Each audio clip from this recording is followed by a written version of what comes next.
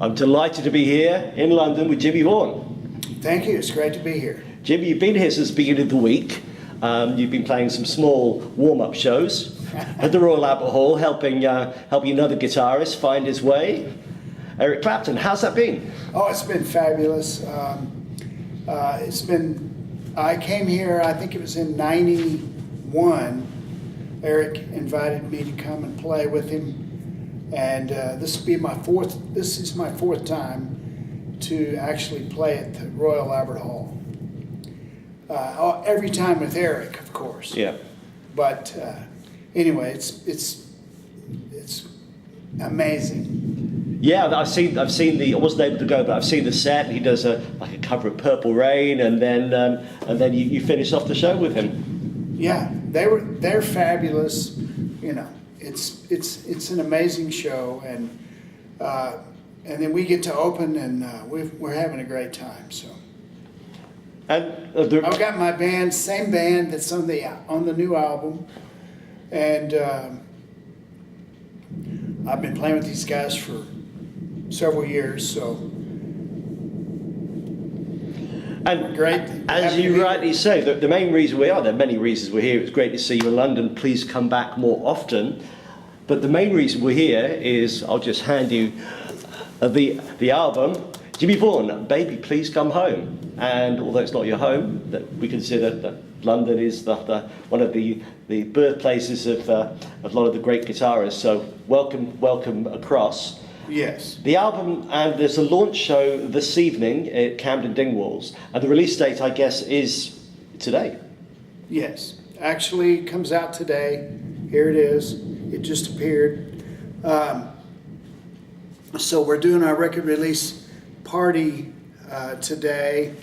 I think we start at 7, or is it something like that? Okay. They're going to take me over there, so it doesn't matter. I'm going to be on time. And so the record company, everyone's going to be there, and hopefully we'll have a packed house and everything will be great. I'm sure it will be. So I mean, let's dig in a little bit. It's your first album for about 7 years, 8 years since you. Well, actually, we had the live at Seaboys. Of course, with the trio. On Proper, yeah, which is that came out a couple of years ago, or a year and a half or so.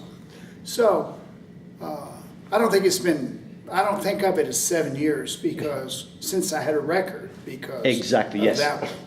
But this is the first studio album, I guess you would say, in 7 years, and we get a new label and a new deal and everything. And it's coming out through. It's a great name for a company. The Last Music Company. The Last Music Company, yes, which you'll be able to get it on LP, which is the big LP, just like the olden days. Wow. And on CD, and then of course digitally. And so you mentioned the live album. The live album's recorded with the trio, which is obviously just the three of you. And live, and again on the record, it's a much expanded band with the horn section and the full-on. Yeah, I have a horn section in my regular band. I have the bass, Billy Horton on the bass, Rudy Albin on the drums, Billy Pittman on the guitar, Mike Flanagan on the B3, and then the horn players, the Texas horns. I've got a tenor, a baritone sax, and a trumpet. And it's all the guys that are on the record. And, so. And you're known as a blues-based artist coming out of Austin, that whole legacy of great players. What I loved about the album is even though you have that melancholy blues element to it, it is kind of uplifting. There's lots of songs about love. It's a nice record. How did you choose the range of songs? Well, really and truly, it's just whether or not I like them, and I think I can sing it. There's no big scientific formula or anything like that. I just have to like it. And you know, I guess this whole album is really Baby Please Come Home explains the whole thing. It's either about you either are going good with love or you're not doing too good, and you never know what's going to happen. Like, you might be doing good today, but tomorrow you might not. So this whole album is on and off again. You know, it's like real life. Is the way I like to think of it. And now, although you've got the kind of a full expansive band, the sound is pretty raw and stripped back. You know, the guitar tone is your kind of signature tone. It's not a screaming tone. It's a very eloquent, uncluttered. Well, you know, I record all this stuff live in the studio, basically, and then if I want to sing it again, I can sing it until the cows come home. But basically, it's live. We go and set up in the studio and get a good sound that we like, and then just keep cutting it until we like it. And that was at the San Marcos studio? San Marcos is about 45 minutes from Austin, south. So it's on the way to San Antonio. Oh, nice. Okay. Yeah. And it's an old firehouse. The studio is made out of an old firehouse. They built a new one next door. And so the old one is the recording studio that's been there. Actually, I recorded Thunderbird's albums there many, many years ago. So it's a long-running studio. And you have your signature Tex-Mex Strat. Is that what you play in the studio? I do, yeah. But you know, Stratocasters, or they're like old Fords. You can get a Fender from over here and put it on and repaint it, and you know, it's components. So I'm always fooling with my guitars. So. And so, I mean, you're I'm always putting them together and taking them apart and switching this neck and putting it on that guitar, or, you know, it's a fine-tuning thing. It's like a race car, yeah. I'd like to think of it. And you have a thing with you have a bridge pickup in the middle, is that right? Well, on one of them I do, yeah. I have a middle pickup on the bridge. No, the neck. So, you know, you try all kinds of things, and sometimes it works and sometimes it doesn't. So with all your travels and the different bands you've been in, people you collaborated with, do you still feel that you have the Texas, Austin spirit, within you, like a lot of those other players? Absolutely, yeah. I'm still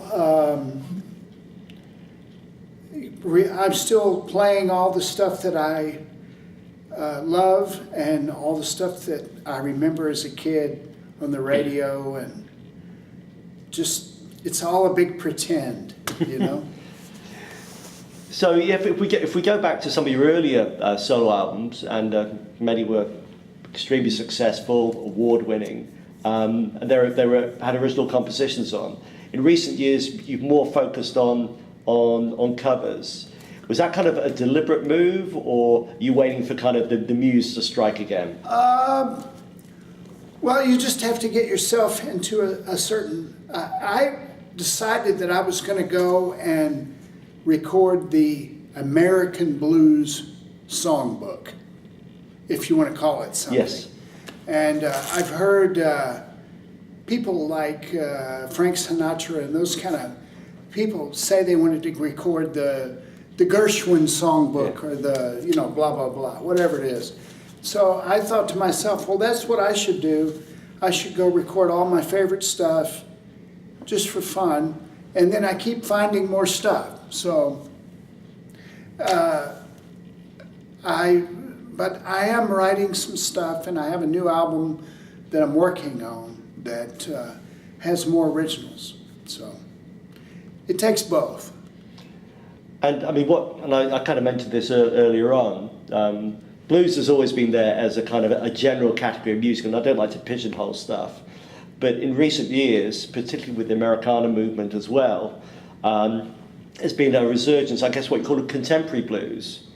I don't know what to call it, because see, I totally ignore categories, trends, and all that stuff, and because it doesn't work for me. So I think of myself as anti-blues, you know what I mean? Because I just do whatever I want to do, and that seems to work better for me, or at least that's the way I think of it, you know. I figure if I like it, I have to like it first, or they won't like it.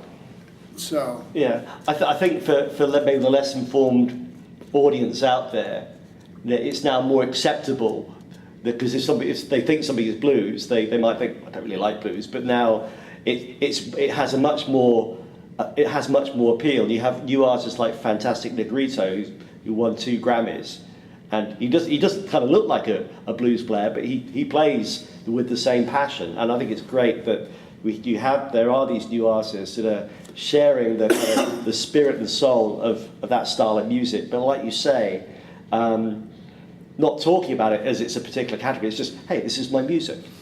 yeah, that's what I mean. I just as a method, I just do whatever it is that I like, and then I mean, not everything works. Like I'll try songs sometimes, and I say, well, that didn't sound very good. I won't use that one. But that's where you have to go to that place to find out, you know. So it's all search and destroy. Maybe this will work. I'll try it, you know. What I also love is the huge, large community of players. And we mentioned earlier on Doyle Bramhall, the second, who been playing with Eric for a long time. But of course, going back to his dad, that he was in a chessman with you. Yeah, I was there when Doyle. This bugs him. I was there when he was born, at the hospital. Doyle's dad, Big Doyle, as we called him, and I played with him when I was 14. Started playing with 14, 15, and played all these years, and then he had Doyle, and then Georgia, his sister too, sings with me sometimes. I saw that was that on the credits of the album? Yes, Georgia Bramhall is on here with Emily Gimmel. The great player Johnny Gimmel. Yes, I've heard. From Bob Wills and all that.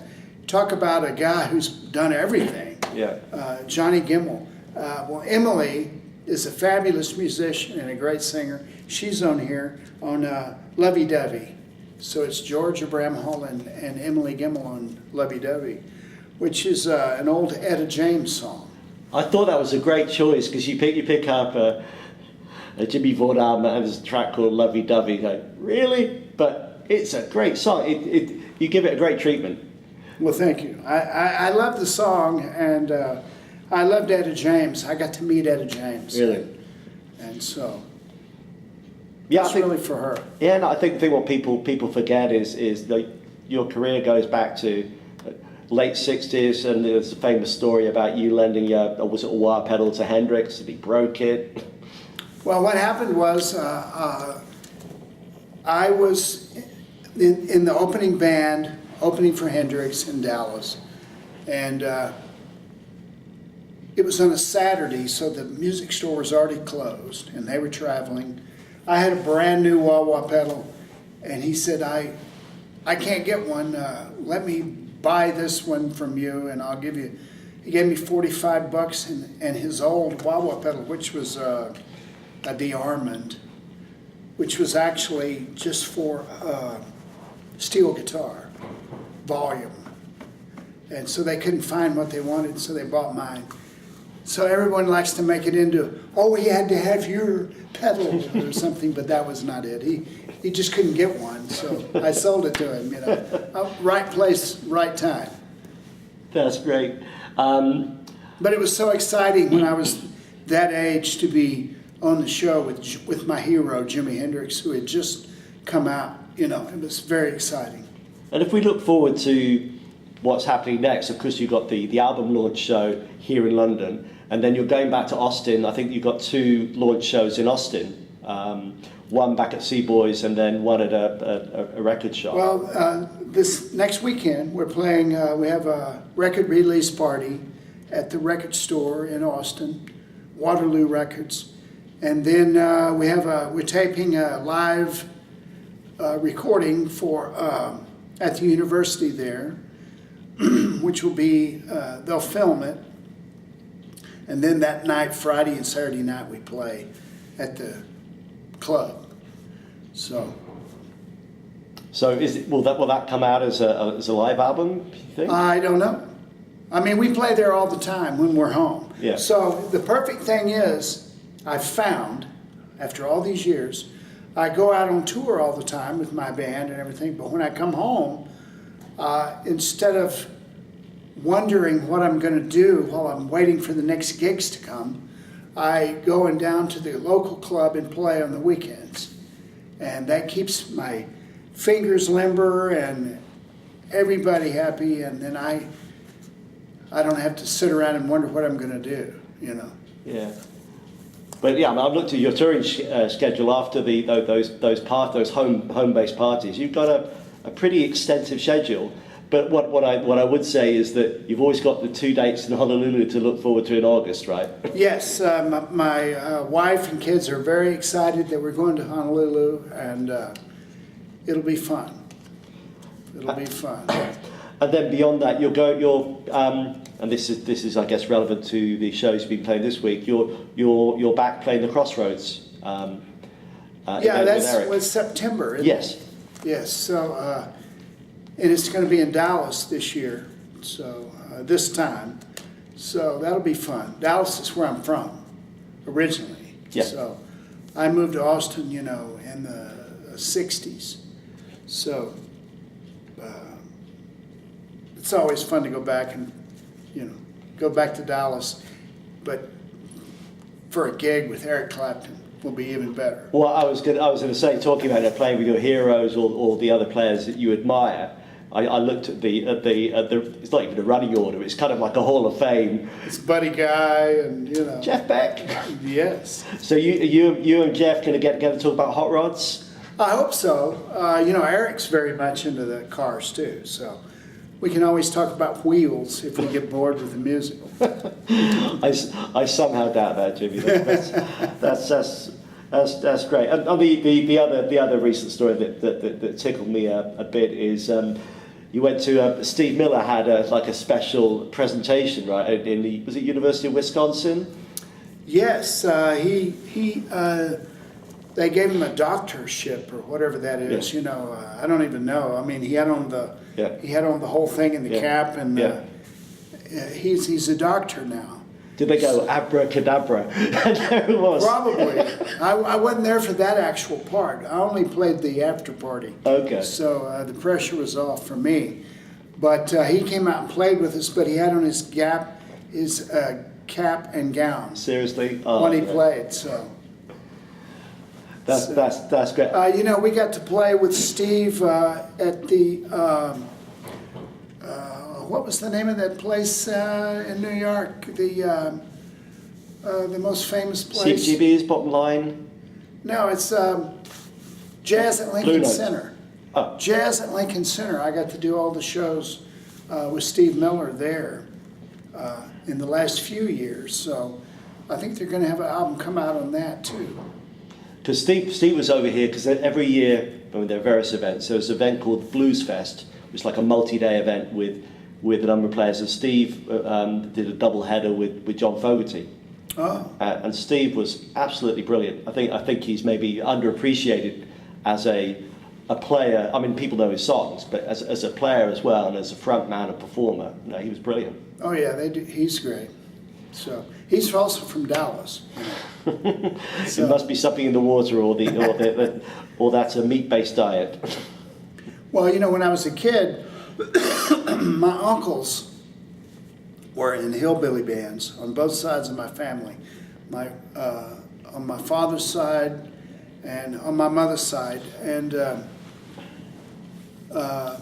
they played, like Lefty Frizzell songs and Bob Wills, and they would do all that kind of stuff. So I really couldn't have been in a better environment for the way I turned out, because I heard, it was not weird to be in a band. Everybody played, get something. Yeah. So. Jimmie, Thank you. That's great. So to remind everyone, Jimmie Vaughan has a new album out, Baby Please Come Home. Baby Please Come Home. Out on the Last Music Company, the 17th of May, which just so happens to be now, today. All right. So it's brand new, and it comes in LP too. So those of us going to the show tonight, we're looking forward to it. Baby, please come back. All right. Well, thank you very much.